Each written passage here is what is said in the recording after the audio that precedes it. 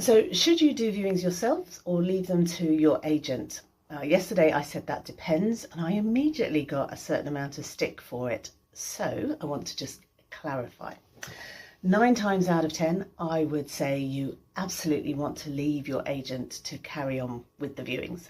But it really depends on the model that your agent is adopting in their agency. So let me clarify. I had an instance where I was late for a viewing, and I called the viewer and I called the seller to let them both know. And the seller said, "Don't worry, Rachel, it's okay. I've got it covered. I've done it before. I know what I'm doing." And I immediately just said, "No, please do not do it." Because we have a model whereby I am the primary contact. So everything from initial engagement and pitch through to completion is carried out by me. So I know the seller, I know the house, I know the anecdotal stories about the house. I've spoken to every viewer that's interested in coming along, and I know why each individual viewer is interested in this particular house.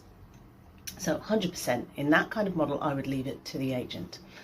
Other agencies have a very different model whereby the person that it's very role and skill specific. So somebody who's particularly good at winning new business will go and do the pitch, and somebody who's particularly good at negotiating or selling will then do the viewings, and somebody who's a very good sales progressor and good at talking to solicitors will do the sales progression afterwards through to completion.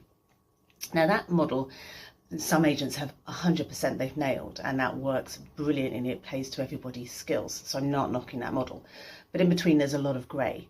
And so if you're in a situation where you open the door, the agent that comes through you've never met before, they don't know anything about your house, and they can't tell you anything about the viewer that's coming round, in that situation I would potentially say you may be better off doing it yourself.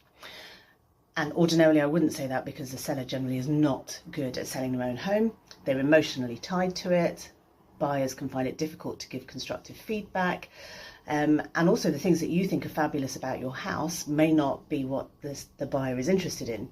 So if you've spent a lot of time and money sourcing exactly the right tiles for your bathroom, but they want to turn it into a wet room, they're not interested. So to clarify, should you do your own viewings? I would almost always say yes, no, you shouldn't. So you should always leave it to the agent. But if the agent that turns up is going to be little more than a door opener, then I'd say you could be doing it yourself. I hope that clarifies, and thank you, Andrea, for your question.